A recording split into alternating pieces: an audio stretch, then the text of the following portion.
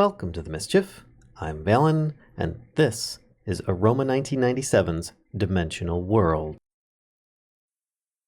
Aroma1997's Dimensional World is quite a mouthful, but the basic idea behind this is to avoid people quarrying large open holes in the overworld and allowing them to use an alternate dimension that's easy to get to early game so that they can then destroy that area instead of the one that's, well, right next to your pretty base or something of that nature.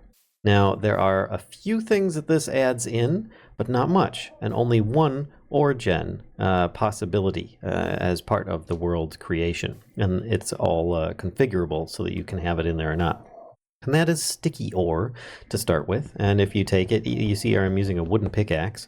I break it, and I get slime balls. It's rare, but you can find it, and therefore avoid needing a slime chunk in the overworld as well.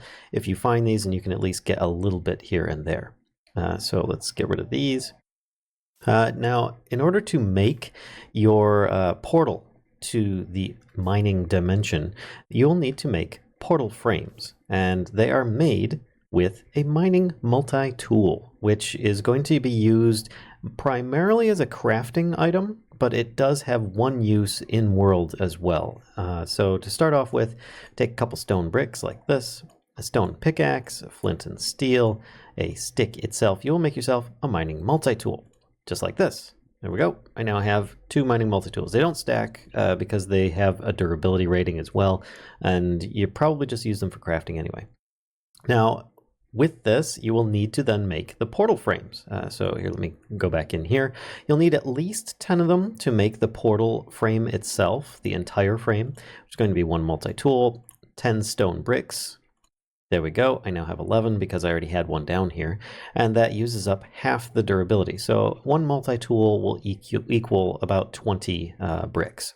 And therefore you can keep on making more if you have more stone bricks and stuff. You can use them as a building material if you like.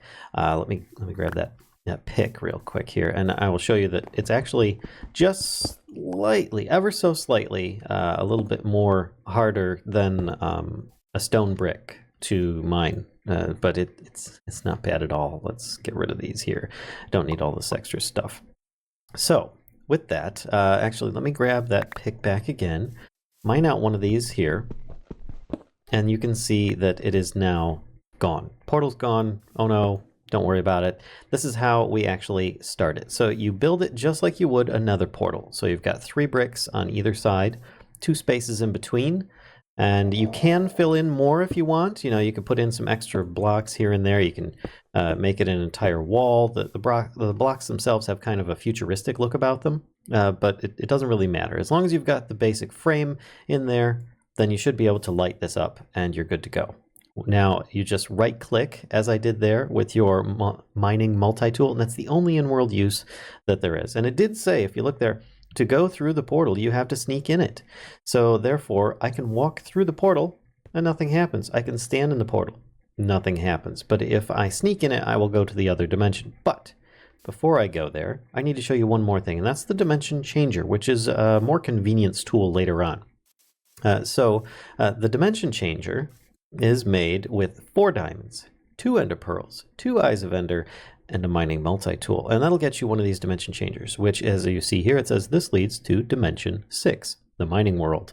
And it has infinite uses. And all you do is you hold it and you charge it back like you would be shooting a bow. You'll instantly teleport. I'll use that once we get to the other side. But for now, let's walk into the portal. We just press shift.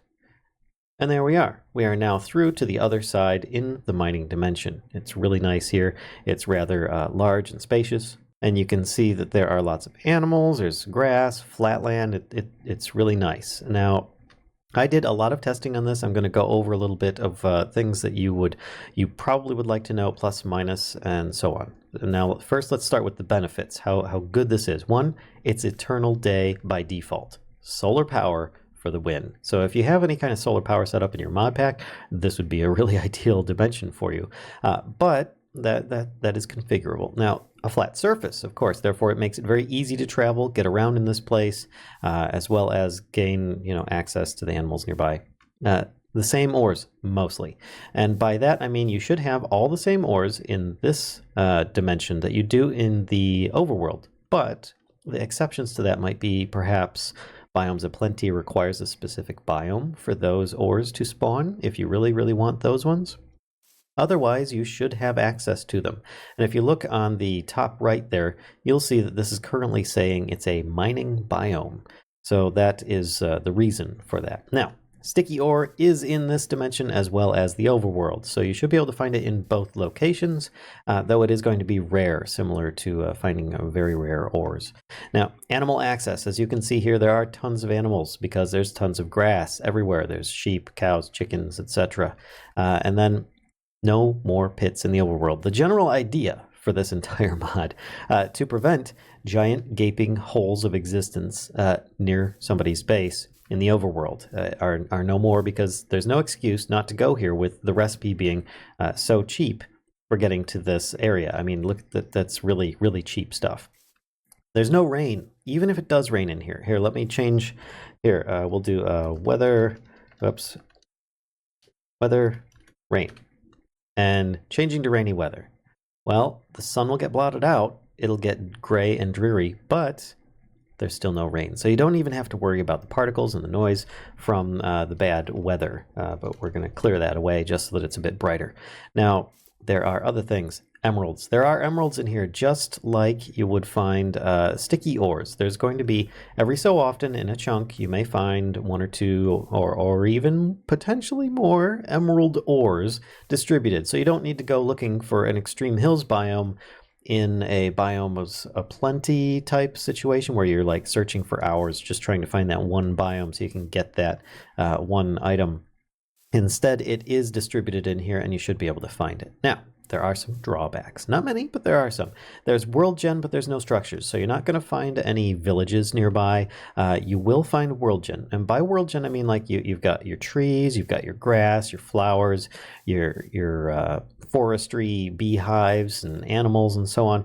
But there's also going to be other things like, let's see, I'm going to show you another one. There we go. If it is nighttime, then here, actually a time set night, then you should start seeing, there we go, fairies showing up. And this is just an example. Roots 2 has a world gen stuff here that will spawn fairies at the pool. Now, there might be other buildings and stuff as part of that, but that's considered a structure, and therefore it's not going to be viable as, you know, showing up in the world. As you see, it's just trees and plants and potentially your little world gen type special features.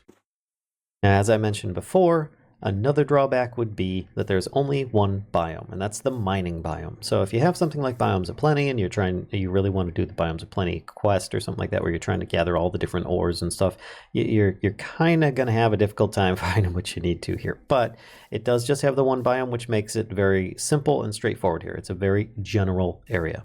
Now, there are some configurations that you can do, and I'm not covering exactly everything, but I should be covering the majority of it here. You can change the dimension ID number, so if you don't want it to be, as in this case, this leads to dimension 0. If I use it now, it'll take me back. Here, I'll use it. Right click, hold it, and I teleport back. It's nighttime. Oh my gosh, terrible stuff. But if you see here, it says this leads to dimension 6, which is the mining dimension. If I use this again, I'll teleport back. And there we go. Now, it's not going to be exact. I should be close by. There's the portal. But the idea is you can change the dimension number. If there's some kind of conflict or you're worried about a conflict of one dimension and another, you can change that so that 6 is not going to be in the way. You can change the message. You can also turn the message on and off for this mod so that people can say, hey, welcome to Aroma1997's Dimensional World. Or you can just say, hey, don't go in here if you want. Now, anyway, there, of course, you can turn sticky ore on or off. Some people might not like the idea of adding any world gen by adding this mod in, and that's entirely up to you. You can actually turn the sticky ore on or off. The world height, right now it's set at default of 80. It can be raised or lowered as you like, and if you raise it, your ores will start spawning a little bit higher as well, according to whatever the ore spawn heights are set for. So it might be similar then to a more extreme hills where you might find coal and copper and tin or something like that at higher levels, as well as all the way down to their normal heights. Now, on top of that, you can also change this surface. It's set default to grass, but you can change it to stone. If you don't want people to take advantage of like all the animals around everywhere, then you can change it to stone, and that should eliminate any grass spawning critters that are nearby. And you can always turn off always day. So if you feel that people are getting a little too OP with their solar power, or it's just bothering you that this is just a little too easy, you can turn that off as well so that it's your standard overworld day-night cycle. And then you can always turn your mobs on and off. Now by default, there are mobs, just not on the surface because it's daytime, but they are, as I said before, going to be spawning down in the tunnels and, passageways and underground areas. And that's pretty much it, but I'm going to take you on a little bit of a spectator mode here. Now, if I go down below, you can see that there is a ton of ores and so on in this area. I cleared out using Minecraft commands, anything that was pretty much your mundane stuff like stones and clays and gravel and whatnot, just to give you an idea of what there is. And this is I think it's a 30 block square, but you can see that there are tunnels and other things. Don't just ignore the no texture stuff. This is a different mod pack, but it has all your regular stuff underneath. You will find dungeons, you will find rails under abandoned stations and stuff. And if I go into the overworld, I can use my dimension changer here, and I'll just shoot back. And you can see that if I go back into my dimension 3, I go back underneath, and it's got very similar spawning of things. Whoops, I'm a little bit crazy here. Let me turn it to day, so things are a bit brighter for you. Now, this is a much bigger area that I actually dug out. My apologies. I was trying to keep it similar for a control group, but I got a little carried away. But you can see that there's a really good distribution of ores, and you can see that there are, of course, biomes, plenty ores in this version, according to the biome that it's in, but there isn't in the other one. But otherwise, it pretty much stays the same, with the exception of like emeralds being intermixed randomly throughout the mining biome, as opposed to the other.